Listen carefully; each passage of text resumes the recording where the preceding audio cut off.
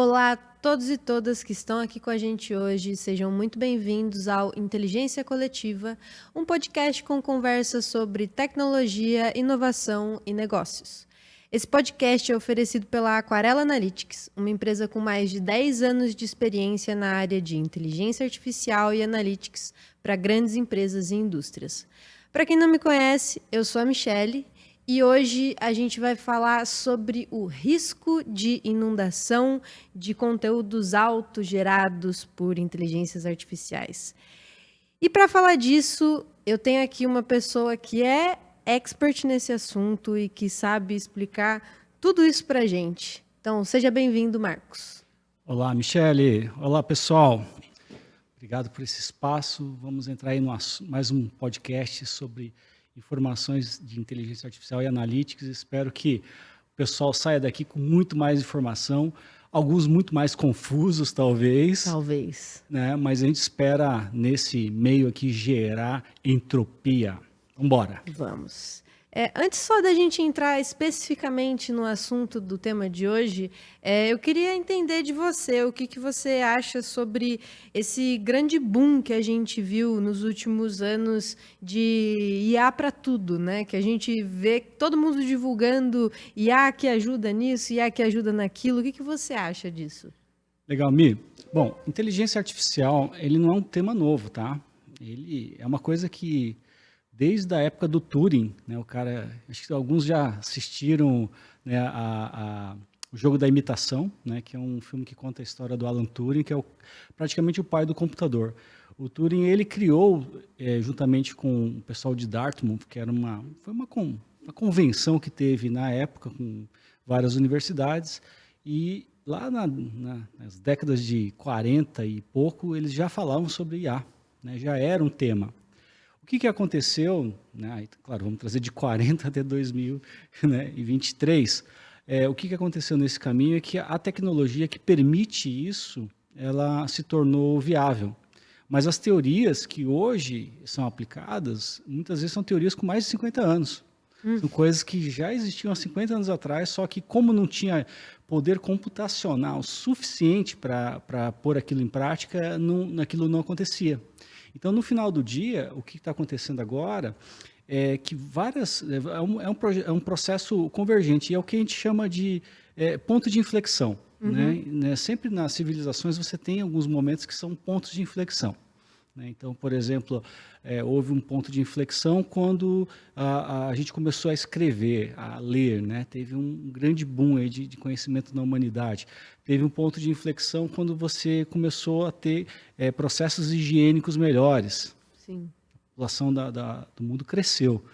E a gente está virando um ponto de inflexão que é o momento em que várias tecnologias, ideias começam a se juntar, e isso daí é quase que um processo natural. E o nome disso, né, o nome técnico disso é a Quarta Revolução Industrial. Né? E a Quarta Revolução Industrial é o momento que a inteligência artificial, juntamente com a inteligência coletiva, juntas começam a criar novos valores para a sociedade, novos modos de viver, novos modos de se criar coisas, né? Então, aí, respondendo à tua pergunta, o que levou é um processo sistêmico, muitas coisas se juntaram, e agora a viabilidade computacional permite que isso aconteça. Né? Por exemplo, o ChatGPT é uma rede neural muito grande, massiva, né?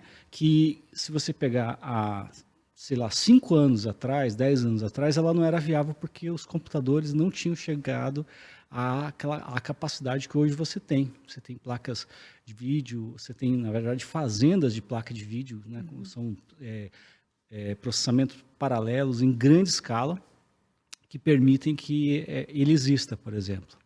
Você tem né, outros que geram imagem, né, como Midjourney, entre outros. Sim. Eles têm grandes bases, né, de imagens públicas hoje. Você tem a internet, na verdade, é a mãe da inteligência artificial. Tá? Então é isso. A gente pode falar um pouco mais, mas não sei se eu consegui responder a tua pergunta. Não, eu acho que sim. E eu acho que, assim, uma coisa que acaba gerando também muita dúvida, eu acho que muito caos na informação, né, no tema inteligência artificial, é que para-se de entender o que tem por trás de uma inteligência artificial, né? As pessoas, hoje, que nem eu falei, tem inteligência artificial para tudo. Só que parece que as pessoas, elas, no geral, não conseguem entender muito bem o que tem por trás. Então, existe, eu sei que existe, eu não sei dizer quais, eu acho que você vai saber dizer melhor, mas existe diferença, sim, entre uma inteligência artificial e outra. Existe diferença entre um chat GPT da vida e uma inteligência artificial que você aplica numa indústria para prevenção de falhas, né? Mas como que a gente consegue apontar que são coisas diferentes? Boa pergunta. Bom, inteligência artificial, primeiro assim, a gente tem que partir, dar uns 2 ou 3 passos atrás, né? Primeiramente, o que é inteligência? Depois... o que é inteligência? Hoje em dia, né, com fake news, fake tudo, né? O que é uma coisa inteligente? A gente começa por aí, tá? O que é inteligência? Depois a gente vai ver o que é inteligência natural, depois o que é inteligência artificial. Depois a gente vai olhar dentro das artificiais quais são os tipos. E até dentro das naturais, tá? Assim, se você pegar um golfinho, é um bicho extremamente inteligente. Uma baleia, né, um símil, são, né, animais que aprendem, né, corvos, né, e são inteligências naturais. Né, a gente, né, alguns mais, alguns menos, alguns estão, né, mas enfim. E aí você vai para a artificial. E aí tem uma definição que a gente gosta bastante lá na nossa equipe, né, que a inteligência... Porque é difícil você dizer o que é inteligência. Né? É uma palavra de difícil definição. É um processo, quase que uma discussão filosófica. Mas vamos dizer que a gente saiba, sem uma definição né, final, mas a gente saiba que inteligência, a gente sabe o que é. Coisas que resolvem problemas, vamos colocar assim. Certo? Eu consigo resolver um problema. E aí você vai para uma definição de inteligência artificial que é a automação do comportamento inteligente. Então, quando a gente está falando de inteligência artificial, a gente está automatizando um comportamento inteligente. Quer dizer, eu estou criando um mecanismo, né, eletrônico e tal, que simula um comportamento inteligente, que pode ser um comportamento de um golfinho, de um ser humano, de um médico, de um advogado, enfim. Sim. Tá? Então, essa é uma definição que a gente gosta bastante lá, de pensar sobre ela, que é a automação do comportamento inteligente. Aí já temos algo para começar a falar. Tá? Aí, dito isso, aí você tem os sabores das inteligências artificiais. Né? Existem vários tipos. Né? Então, lá na turma do Turing, lá, o pessoal de Dartmouth, eles não tinham computadores muito poderosos, eles começaram com um tipo de IA, né, que é chamado de IA simbólica. Ela existe até hoje, pouca gente dá valor, mas se você pegar pela definição, por exemplo, uma calculadora é um mecanismo de inteligência artificial. Aí você olha assim, mas como assim, Marcos? Uma calculadora é um negócio tão mundano, né, tão bobo, você compra lá na lojinha lá do 99, é isso. Se você pegar pela definição, por quê? Olha só, Segunda Guerra Mundial, existiam mulheres chamadas calculadoras. E eles usavam mulheres porque, né, os homens iam para a guerra e tinham muitos professores, eles criavam salas específicas dessas mulheres, que a função delas basicamente era receber as informações de vento, de onde estava o inimigo, e elas calculavam as baterias, principalmente antiaéreas e as terrestres. Então ela calculava, você tem que colocar uma carga nesse ângulo, com essa carga apontada para o norte e tantos graus, e você vai acertar o inimigo. Elas faziam um cálculo balístico de trajetória, que é uma conta, né, usando aí física, né, lá do 2º grau, né, do nosso ensino médio, né, que você consegue, mas era uma coisa muito difícil de um soldado fazer em campo. Eles mandavam por rádio para elas calculavam isso na mão, usando ábaco e voltavam. Quando eles introduziram os primeiros computadores que faziam esse tipo de cálculo, foi um ganho imenso no campo de batalha. E isso daí significa o quê? Eu estou levando inteligência para o campo de batalha. Eu estou usando aqui várias informações para prever como que eu vou acertar meu inimigo. Isso é um comportamento inteligente. Então, a calculadora, por definição, é um componente de inteligência que é artificial, não é natural. Sim. Claro que ela não é uma inteligência de alto nível, ela é uma inteligência simbólica, que é a mais básica de todas. Então, a calculadora, o GPS, quando ele fala vira direita, vira esquerda, você diz, quero ir da minha casa até o shopping. ele traça uma rota, ele usa mecanismos de IA simbólico para fazer essa rota. Ele é um tipo de IA. Né? O seu CRM, o teu Power BI, né? Eles usam IA simbólica, que é uma IA que usa menos computação, que lá na década de 70 ela era viável. Sim. Né? Começou lá na década de 50. Seria a IA primitiva. É a primeirona, assim, né? Teve também, daí nessa mesma turma aí do pessoal lá de Dartmouth, eles também cunharam o primeiro tipo de IA de redes neurais, a conexionista. Só que a computação para rodar conexionista precisava de muita computação. E eles fizeram alguns testes rudimentares, existia um problema. Eles levaram 20 anos para descobrir a equação que permitia o aprendizado da rede neural. 20 anos para fazer a equação do backpropagation, que é uma equação que tem ali para fazer o aprendizado. E as coisas levaram tempo, mas aí essa IA conexionista hoje a que dá apoio a essas IAs que a gente vê de geração de imagens, de geração de texto e tudo mais. Elas são as mais... hoje ela é a mais famosinha de todas. E ela é muito parecida com o nosso cérebro. Ela imita o cérebro humano, porque você tem neurônios. Então, imagina, são neurônios digitais e eles seguem exatamente a mesma metáfora do neurônio. Quer dizer, o neurônio ele tem uma entrada ele tem várias entradas e uma saída. Ele sintetiza, ele recebe muitos estímulos e propaga um estímulo só. Ele toma uma decisão. Então, sobre uma determinada condição das entradas, a saída tem uma saída ou não. Né? E aí essa saída é ligada à entrada de outro, que é ligada à entrada de outro, e você tem uma grande quantidade de camadas. Né? E cada entrada dessa tem pesos, e a saída tem um limiar. A partir de tanto aqui de entrada, a saída vai para frente ou não vai. É muito simples, é extremamente simples. E aí o cálculo desses pesos é que é o chamado aprendizado. Quando a gente treina uma rede neural, a gente está colocando os pesos de cada neurônio. E é exatamente o mesmo processo que acontece no nosso cérebro.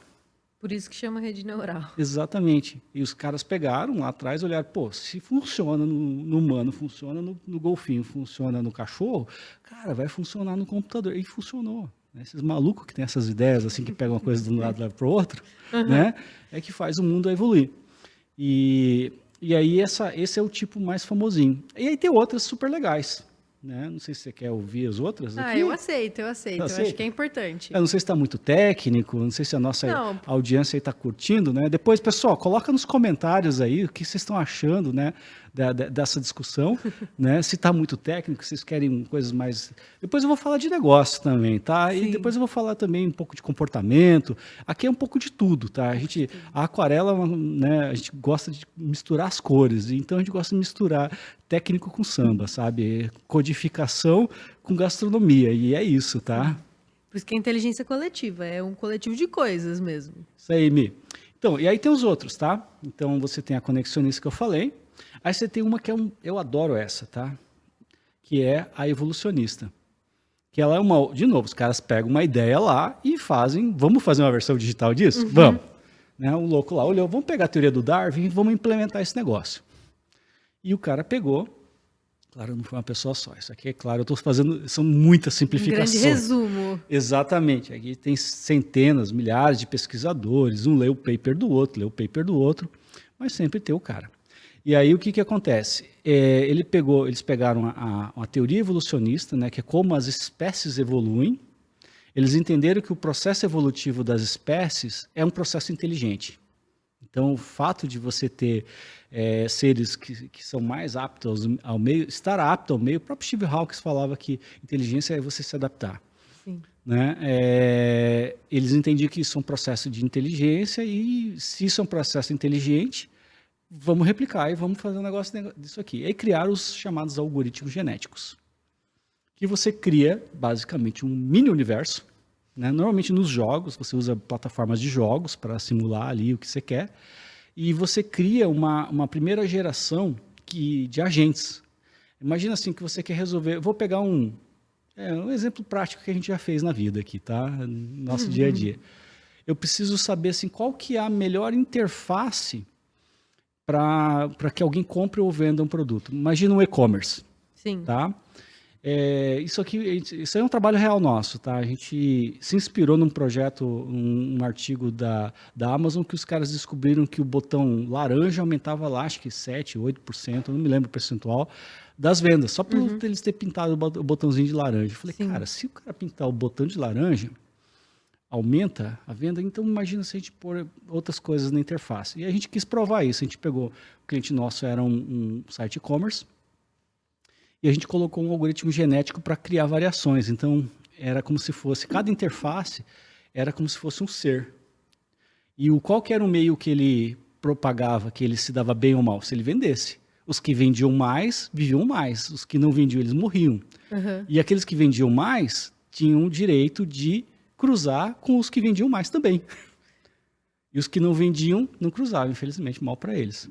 E morria. Morria. Ficava esquecido, ficava para trás. E a gente montou esse sistema e colocamos para rodar, né? E aí, poxa, esse aqui vendeu mais, o botão nesse canto, o botão maior, o botão mais vermelho, mais amarelado, mais não sei o quê. E a gente foi mudando, muda a fonte, muda a frase. E aí, como era um site que tinha muito, mas muito acesso, né?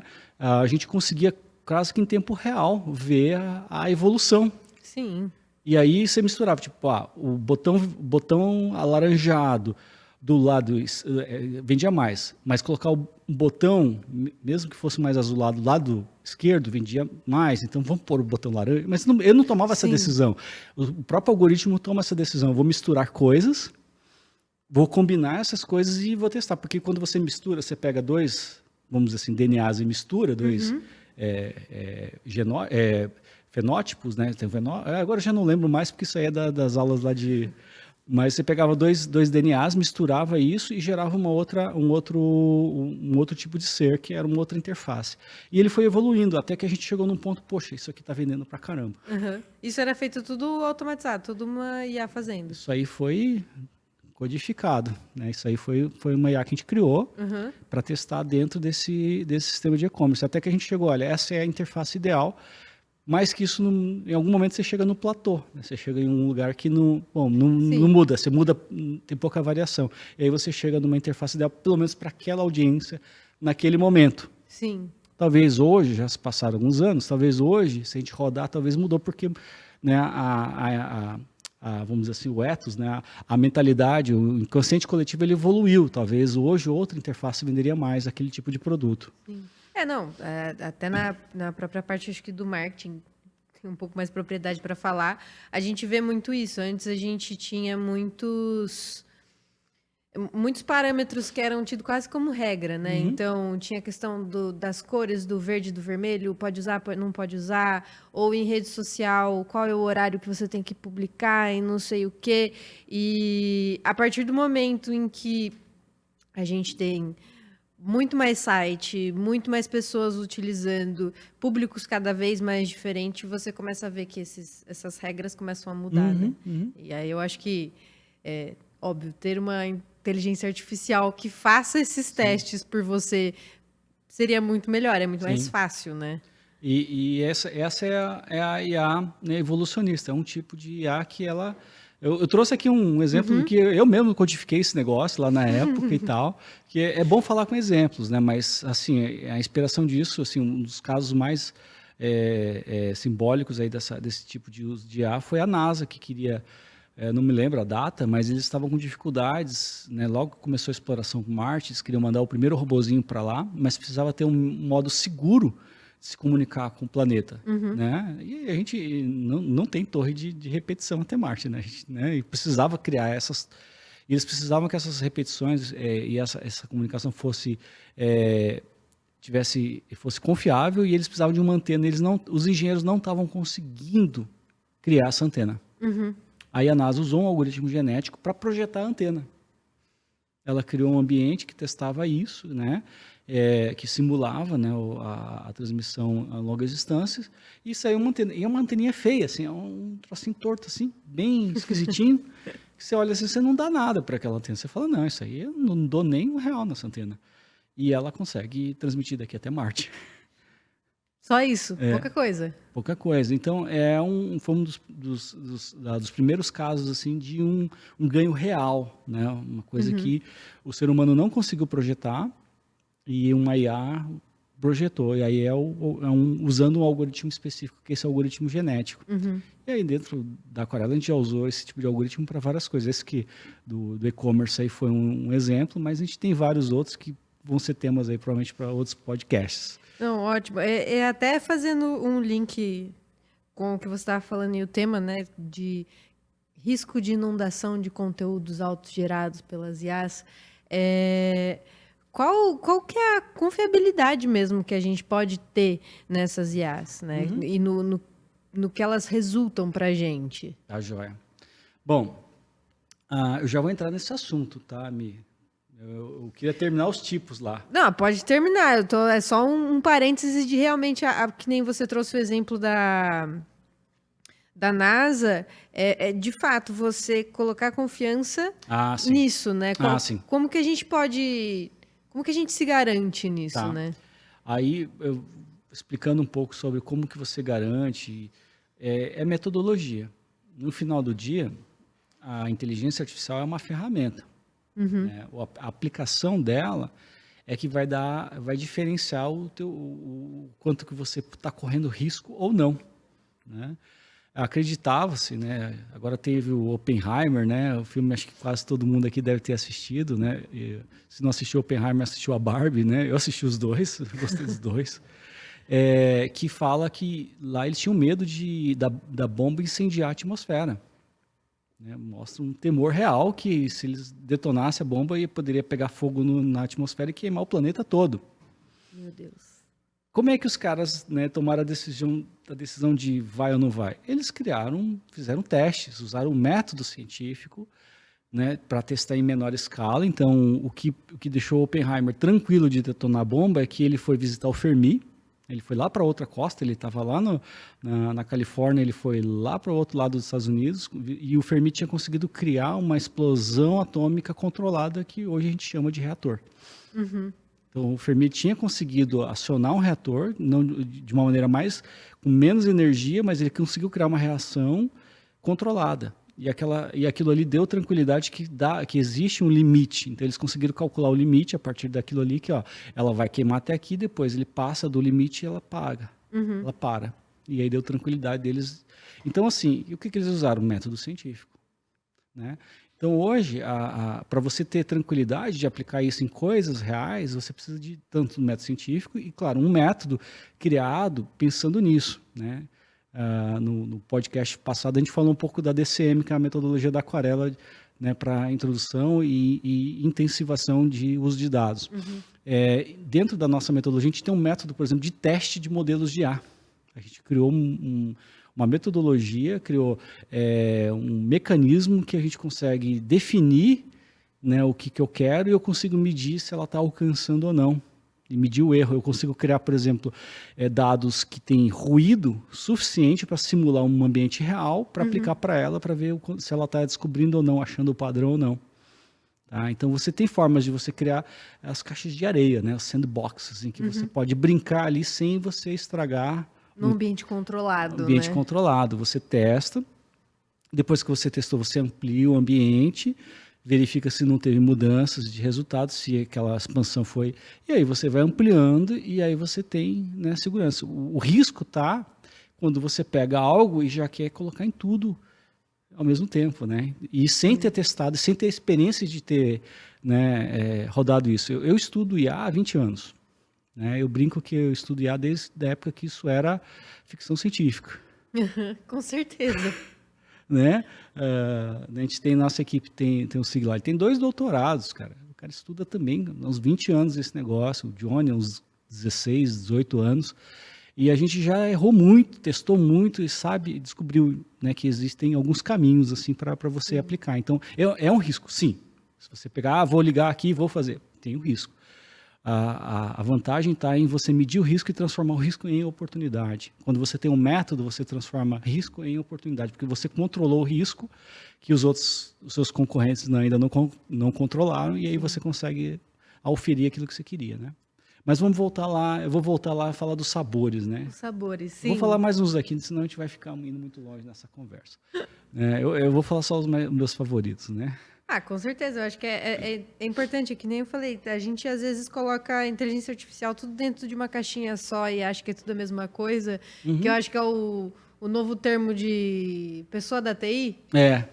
Agora é inteligência artificial para tudo, né? É o ISO 9000, né? Qualidade total, a globalização, o que mais que teve? O downsizing, várias palavras de ordem, né? Que o pessoal que já é da minha faixa etária aí, já tem não vou dizer que tem o cabelo branco, porque não tem mais cabelo, né? O pessoal que está ouvindo no áudio não está vendo, mas depois procura minha foto por aí. Mas o pessoal que já tem a barba mais branca aí, já ouviu todos esses termos, né? Que eram termos de ordem, né? O downsizing, né? o lean manufacturing, né? Várias coisas que nasceram e hoje há o novo isso tudo, tá? Só que eu acho que aí depois a gente vai falar um pouco mais, mas eu acho que é um pouco mais impactante do que essas coisas todas, tá? Mas enfim, eu vou falar lá vou voltar dos sabores, né? Então tem essas duas, eu falei da simbólica, falei da evolutiva e falei da conexionista, tá? Tem uma outra que é mais obscura, pouco conhecida, que é de enxame. Enxame, Swarm Intelligence. Ela também é inspirada na natureza, que é a inteligência dos cardumes, das abelhas, das revoadas de pássaros, das formigas. Então, lá, de novo, o cara lá olhando, falei, esses bichos são inteligentes, né? Eu sempre brinco assim, você quer saber o que é Swarm Intelligence? Deixa uma barra de chocolate em cima da tua mesa e sai para dar uma volta. As formigas vão achar. Tá ali o desenho para você. Elas encontram. Ela vai achando o caminho e quando você vê, ela levou o teu chocolate embora. Isso é um dos princípios. A Swarm, são vários agentes que agem aparentemente de maneira aleatória e eles vão se achando e de repente eles formam um padrão e resolvem um problema. Onde que a gente usa esse negócio? Logística. Da mesma maneira que a formiga encontra o chocolate, você pode pegar um agente, uma figura comercial, um distribuidor, achar a melhor rota dentro de uma cidade. A gente faz isso com uma grande distribuidora aí de refrigerantes. Né? Então, você pode pegar esse mesmo tipo de inteligência que a formiga tem, que a abelha tem, né? Que me fugiu o nome, os termites, os bichinhos lá, como é que é? Cupim. O cupim, que eles usam para fazer com que, por exemplo, pessoas que vão, né, vender refrigerante, que vão fazer uma rota de vendas ou uma rota logística para averiguar se está tudo certo, se a geladeira está, se o rótulo do refrigerante está bonitinho e tal, ele vai traçar essa rota sem gerar conflitos, otimizando o combustível, otimizando o tempo e maximizando a quantidade de estabelecimentos dentro de uma malha, sei lá, como uma cidade como São Paulo, como Fortaleza, Salvador, assim por diante. Sim. Então, é um exemplo, isso a gente já fez, isso aqui a gente tem rodando e é um uso de um algoritmo como esse, de Swarm. Você tem vários pequenos agentes que você cria simulações, né? Então, sim, a gente simula cada vendedorzinho lá desse vendedor de refrigerante dentro do computador, ele simula as rotas e eles funcionam mais ou menos como umas abelhinhas ali dentro, roda isso várias vezes até que acha a rota ideal e ele traça, olha, para hoje a rota é dinâmica. Sim. Então, para esse momento, a melhor rota é essa. Daqui 20 minutos mudou. Já é outra. Já é outra. Então, vai sair agora. Então, ele traça isso dinamicamente. Isso é extremamente positivo até para qualidade de trabalho, né? De quem faz uma coisa dessas. Por um exemplo, de, eu posso passar menos tempo em trânsito, menos tempo em carro, né? E o ambiente, né? Hoje, a pegada de carbono é a agenda de todos os países com certeza. Né, que tem um mínimo de avanço tecnológico e social, né? Na Europa, eu tive o ano passado na Escandinávia, ali é política de Estado dos países ali do norte europeu, todos os europeus, mas os do norte europeu são mais ainda, eles têm indicadores mesmo, eles têm metas, né, de redução de carbono, descarbonização e tudo mais. Então isso daí você trabalha, né, você reduz o uso de combustível, porque ele vai errar menos, vai andar menos e vai ser muito mais eficiente. Está falando de eficiência operacional. Sim. Né? Isso a gente está cumprindo o nosso propósito, né? Não só de deixar lá os agentes, né, os vendedores lá mais inteligentes, porque eles têm uma rota, mas também o mundo está ficando mais inteligente, que a gente está consumindo menos recursos do planeta, né? Com certeza, com certeza. Então esse é um exemplo, tá? E aí tem uma pancada de outros exemplos, mas eu gosto de trazer essas coisas que são mais palpáveis, assim, mais, Sim. né? Então, da mesma maneira que as formigas se organizam para pegar o chocolate, a gente organiza os vendedores desse cliente para poder entregar ali de uma maneira mais inteligente. Sim. E aí tem mais um outro. Tem um outro, né? Tem o Swarm, né? Falei do evolucionista, do conexionista, do simbólico, do Swarm, e aí tem o quinto, que é o Assemble. O Assemble, ele não tem nada demais, ele é a mistura de todos eles. Sempre alguém vai e pensa, se eu misturar coisas, né? Se eu juntar tudo. Tipo o cara que faz o drink, né? Uhum. O que dá na cabeça do cara? Você vê lá o cara, você vai numa festa, o cara pega um negócio, cara, isso aqui não vai ficar bom, cara. O cara vai botar isso com aquilo, não vai ficar bom esse troço. Aí o cara vai lá, faz aquela firula toda, te entrega e fala, puta, cara, como ficou bom esse troço, cara. Como é que o cara descobre isso, bicho? Sim. O cara que inventou o moço com mulho, como que ele pensou, né? E aí, é a mesma coisa, alguém pensou, vou misturar essas coisas e ver o que acontece.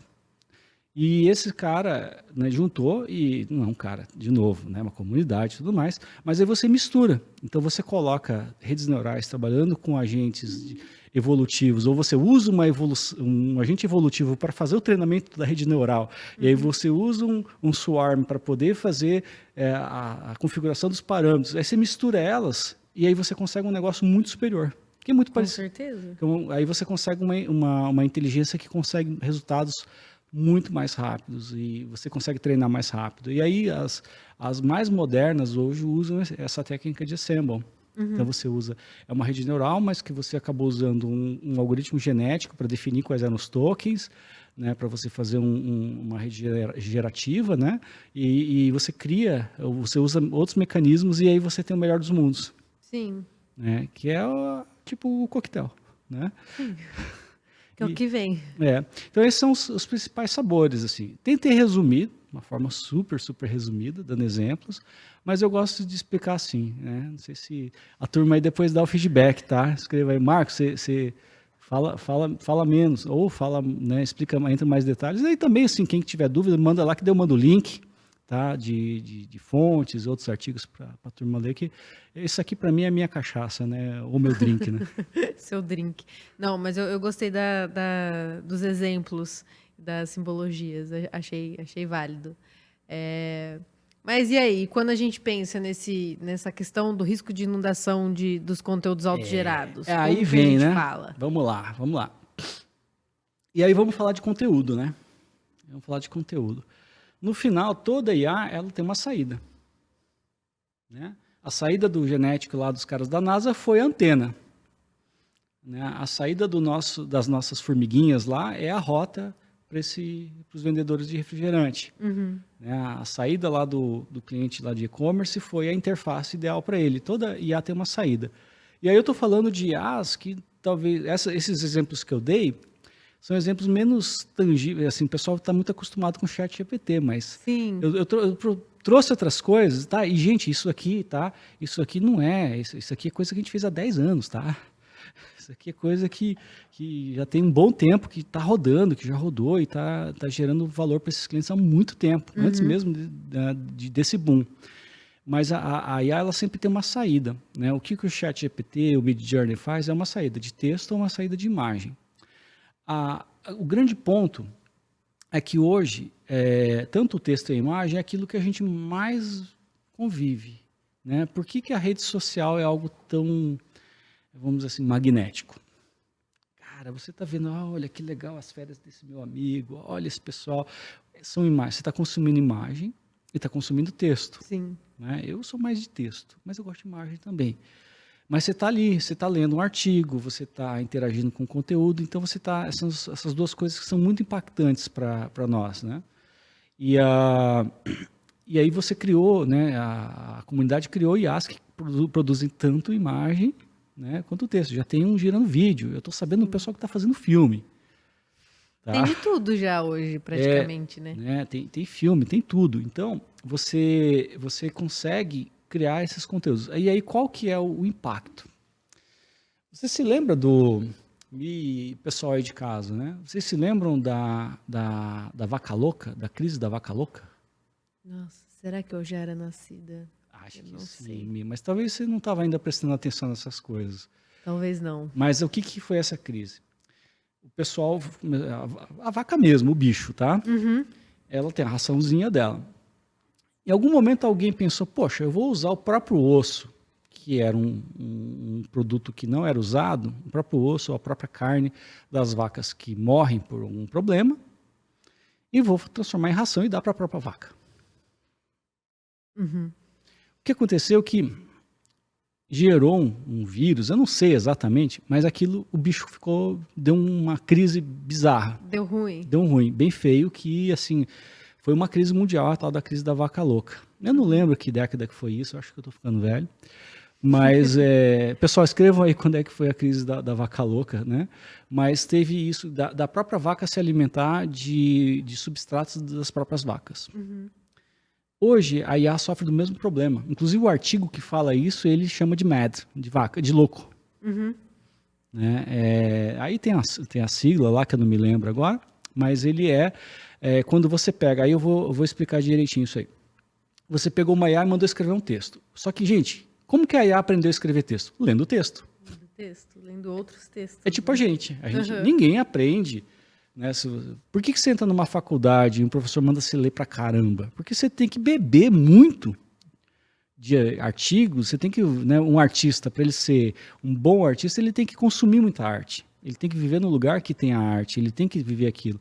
E ele consome e ele produz. A IA é a mesma coisa, você tem que dar muito material para ela aprender e aí ela começar a produzir.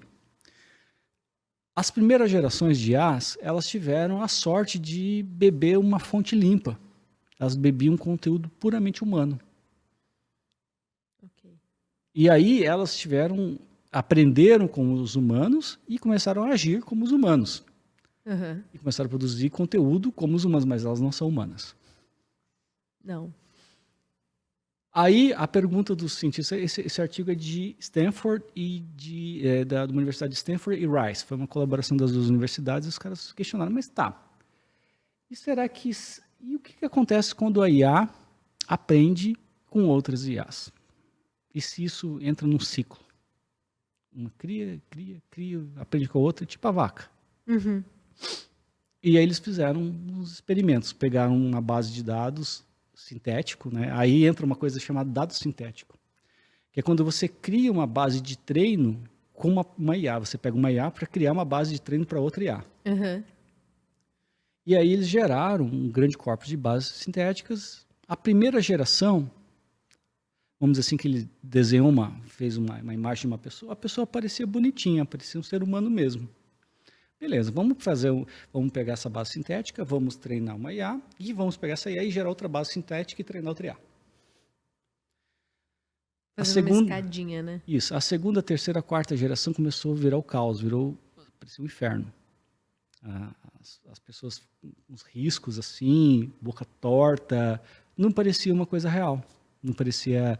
E umas oscilações bem estranhas, assim, disfunções bem estranhas mesmo, e não tinha como resolver. Ela começou a ficar louca, literalmente. Uhum.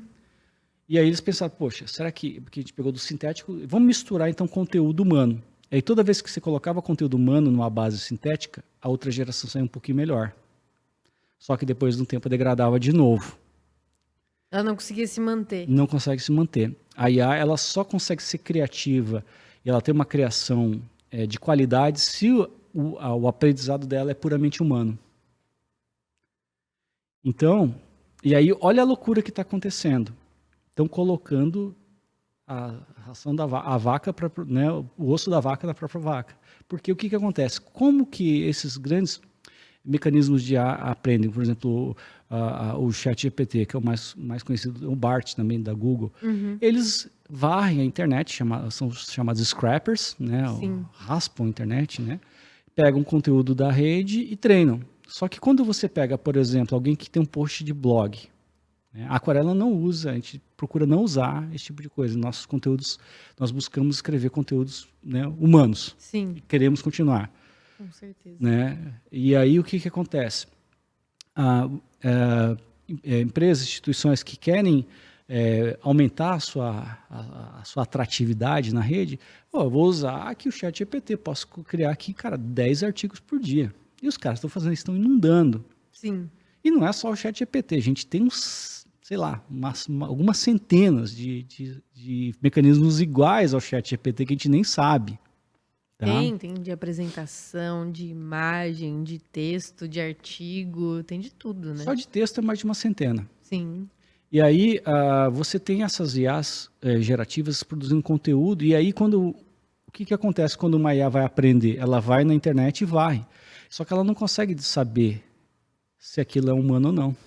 Ela não consegue distinguir o próprio conteúdo ou o conteúdo feito por uma Outra. inteligência similar. Ela pode até distinguir, mas mesmo assim é bem falho. O pessoal do ChatGPT tirou o mecanismo de teste porque ele errava. Ele tem uma taxa de erro alta, né, de falso positivo, né? E aí, e os conteúdos não são marcados. Esse aqui é um conteúdo puramente humano, né? O cara normalmente coloca lá o João não sei o que, o John não sei o que fez. E aí o que acontece? Está havendo uma degradação.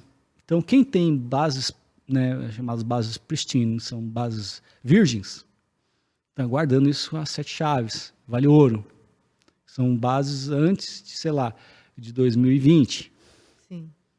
Certo? Antes de 22, 21 e meio, aí já começou a ter conteúdo, né? E isso começa a valer ouro. Só que o problema é que essas bases são antigas e o conhecimento humano evoluiu e se misturou. Então, claro, ainda essas gerações estão ok, porque elas misturam conteúdo humano e não humano e ainda a coisa sai. Só que logo, quando ela começar a gerar a partir de algo já gerado, e isso vai acontecer que vai trancar e vai ter muito erro. E não só isso também, né? A gente, se você parar para pensar que na internet como um todo, que é a fonte de informação de muitas das inteligências artificiais mais populares, ela tem também informações falsas, ela tem também informações erradas, porque ela é um ambiente livre, onde qualquer um consegue colocar a informação nela, né? Aí eu nem tô levando em consideração se aquilo é verdade ou não, porque a IA ela é criativa, ela responde, né? Uma vez eu perguntei pro ChatGPT quem que eu era, ele falou que eu era diretor do meu concorrente. Eu falei, não, não é bem assim, né, amigo? Calma aí, errou um pouquinho. E é porque ela é criativa, ela é feita para isso. A questão é que ela começa a ter tendências e vieses muito ruins. Quando você trabalha com imagem, é mais fácil de você ver o erro. Só que quando você vai para texto, o erro pode não ser... O que acontece? Você começa a ter erros sintáticos, por exemplo, erros de concordância verbal que, por exemplo, as primeiras versões não tinham. Quando geravam, ela começa a ter cacofonias, vícios de linguagem, imprecisão semântica e depois imprecisão factual, que é quando ela mente mesmo. Né? Então você vai ter vários erros que se juntam ali e vão gerar um conteúdo muito pobre. E agora imagina se você está colocando como a gente faz. A gente usa IA para gerar recomendação, por exemplo, rotas. Se eu usasse dados sintéticos lá no meu gerador de rotas e não fosse uma abordagem, né, fosse uma abordagem autogerada, eu poderia criar rotas que, na verdade, consumiriam mais combustível do que gastar menos combustível. Entendeu? Um robô de trading que faz compra e venda em bolsa de valor, ele pode começar a vender errado, comprar errado e perder dinheiro. E ele acha que está fazendo certo, porque ele ficou louco, na verdade. Então ele go mad, né? Ele igual a vaca ficou louca. E aí ele pode fazer isso. Então esse é um risco que tem, né? E aí é muito importante quem entende como que isso é feito para não cair nesses critérios, porque eu vou pegar aqui um monte de dados, vou treinar minha rede. Não é bem assim. Hoje você tem que ter um critério se aquele conteúdo ele tem, eu falei de entropia bem no comecinho, né? Entropia é a base disso daqui. Entropia é a quantidade de informação e caos. O ser humano ele é caótico e é bom. A gente só é criativo porque a gente é caótico. Com certeza. E a IA ela sofre para criar o caos. Ela não tem. O computador ele é muito ruim para criar números aleatórios. Ele não consegue criar aleatoriedade real. A gente consegue.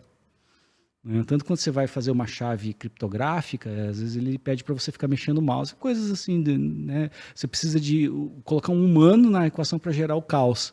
Nós somos ótimos geradores de caos. Talvez por isso que a gente vive um pouco do caos. Mas ela precisa disso para ela ser saudável. Então, o futuro, isso me dá uma tristeza, porque eu vi, existe uma limitação, Sim. mas me dá uma alegria, porque o nosso lugar no mundo, talvez a gente tenha um lugar. Sim. De geradores autênticos. Eu acho que aí entra, nem você está falando, a importância e também um pouco da onde veio até o nome do nosso podcast, da inteligência coletiva, né? Exatamente. De você ter essa união entre o ser humano e a inteligência artificial, e os dois se apoiam, né? Não é um sozinho, um sem o outro. Essa é uma ideia que a gente gosta muito, né? Para mim é a base da indústria 4.0, e é uma das coisas que a gente advoga bastante, né? Eu advogo nas minhas palestras, nos artigos que a gente escreve, agora nesse podcast, que é você usar de maneira equitativa tanto a inteligência artificial quanto a inteligência humana, né? Que é a natural, ela se materializando em inteligência coletiva. Você tem vários seres humanos, e aí você coloca as duas, aí você tem um resultado maior. Eu consigo algo que é muito mais do que se eu usasse, né, se eu trabalhasse só com IA, e muito mais do que se eu trabalhasse só com, né, pessoas. Então, eu acredito muito nisso, numa simbiose, num processo simbiótico, como hoje a gente já somos seres simbióticos. A gente pouco sabemos, mas quase todos nós somos meio ciborgue, né? A gente usa um óculos que me ajuda a enxergar, eu uso um relógio que me ajuda a me organizar, um celular que me ajuda a me comunicar. Pessoas têm, né, corações artificiais, e a gente já é um pouco ciborgue, né? Sim. E a gente já tem um pouco disso. A gente usa roupas que nos ajudam a esfriar, a gente não tem pelo mais para poder... Então a gente já depende, e aí a minha visão é que no futuro a inteligência artificial ela vai trabalhar sempre em conjunto, né? E aí o nosso espaço como geradores de caos autêntico, né? No final do dia né, você pode usar uma IA para fazer uma coisa parecida com Picasso. Sim. Mas ela não vai criar uma escola como o Picasso. Não, ela não vai ser a origem disso, né? De um movimento como esse. Exatamente. Talvez no futuro, outros tipos de IA podem chegar a se tornarem, a ter essa... Mas eu acho que ainda a gente tem pista aí, tá? Tem pista, e é isso. Era esse recado que eu queria passar aqui. Então, existe uma possibilidade... E eu já vi algumas pessoas criticarem as novas versões já vi também. Que elas estão... Porque justamente elas estão bebendo, elas estão consumindo o próprio conteúdo, e elas estão entrando nessa síndrome de autoalimentado, autofágico, né? E é isso que está criando, está degradando muitos modelos. Sim. E isso é normal. Em algum momento a gente vai ter que conseguir separar o que é puramente humano, o que é puramente máquina, para que as próximas máquinas bebam mais daquilo que é mais humano do que das próprias máquinas. E aí, por conta disso, a gente vai começar a marcar nosso material que este conteúdo foi criado puramente por humanos. Eu acho isso muito importante, muito importante. Sim. Mesmo para você, que, né, leitor, telespectador, você que está ouvindo esse podcast, também você saber que você está consumindo algo que foi um ser humano que criou. Sim, eu acho principalmente agora, porque é muito fácil, é muito acessível eu produzir algo através de uma máquina, através de uma inteligência artificial, né? Então, quando a gente sabe da originalidade humana de alguém por trás daquilo, é muito importante. Eu acho que você consegue mostrar mais valor também, né, naquilo que está sendo produzido. Principalmente quando a gente pensa em coisas relacionadas a conteúdo e tudo mais. Tanto que, acho que isso até foge um pouco, mas a gente vê aí que a grande greve que aconteceu nos Estados Unidos Sim. em relação a roteiristas, atores e tudo mais, que... por mais absurdo que pareça, envolve inteligência artificial, né? Envolve o uso de inteligência artificial na produção de conteúdo de entretenimento e aonde que isso vai chegar, né? Por isso que eu acho legal esse negócio de você ter a delimitação. Sim. Isso é humano, isso é máquina, isso... alguém pensou nisso, né? Alguém elaborou isso, tirou um tempo, não foi uma máquina... não que o que é produzido por uma inteligência artificial não seja valioso, né?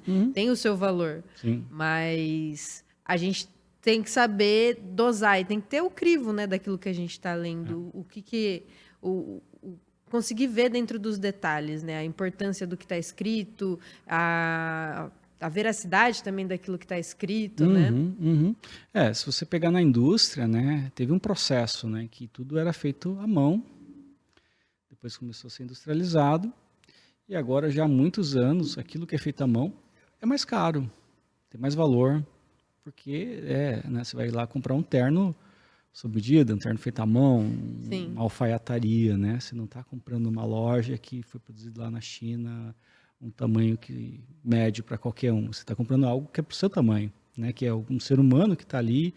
Então, provavelmente a gente vai migrar para um sistema em que seremos todos alfaiates, nesse sentido, né? De sermos quem produz de maneira mais elaborada, conteúdo autoral, vai ter sempre espaço para o conteúdo automatizado, mas esse espaço, as coisas vão ter muito mais valor. Então, assinar um material como autoral, humano, e isso vai ter muito valor em breve.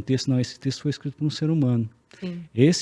Este podcast está sendo feito por 2 seres humanos. Por 2 seres humanos. Tá? Então, ter essa assinatura vai ser uma assinatura de valor. Né? E é isso. São sinais dos tempos e a gente vai dançando e a música vai tocando e é isso. E falando em música tocando, eu acho que deu o nosso tempo aqui também. Mas a gente volta, você com certeza volta aqui para o nosso podcast para a gente falar um pouco mais sobre Indústria 4.0. Eu acho que é um tema que tem muita coisa que a gente consegue também abordar, que envolve tudo isso que a gente trouxe aqui ao longo dessa conversa e de outros episódios. Mas muito obrigado por participar de novo aqui do nosso podcast, Marcos. Eu que agradeço, Michele, eu que agradeço aí as pessoas que estão nos ouvindo, nos assistindo, nos lendo de uma maneira, né? Espero aí os comentários, né, feedbacks, temas aí para a gente trazer. Provavelmente vai trazer mais pessoas aqui para essa discussão. E esse aqui é o começo de uma grande jornada aí humana, né, e tecnológica. Isso. Obrigado, Mi. Obrigada. E para quem quer assistir o podcast, a gente está no YouTube. Para quem quer ouvir, a gente está nas plataformas de streaming de podcast. E se você quer saber um pouco mais sobre conteúdos de tecnologia, de inteligência artificial, fica à vontade, acesse o nosso blog também. Lá tem muito conteúdo produzido por muitos especialistas. Então, é muito conteúdo aprofundado, alguns um pouco mais técnicos, alguns um pouco mais de curiosidade, mas tem de tudo que você precisar saber sobre essa área. É só acessar lá, aquaré.lá/blog, que tem tudo lá à sua disposição. Também tem como fazer pesquisas dentro do nosso site e se divertir com as leituras. E agradeço todo mundo aí que acompanhou o podcast, mais esse episódio. Continuem acompanhando nossos próximos episódios, sigam a gente nas redes sociais, deixe o seu like no YouTube, os seus comentários e suas perguntas que nem o Marcos falou, e até uma próxima.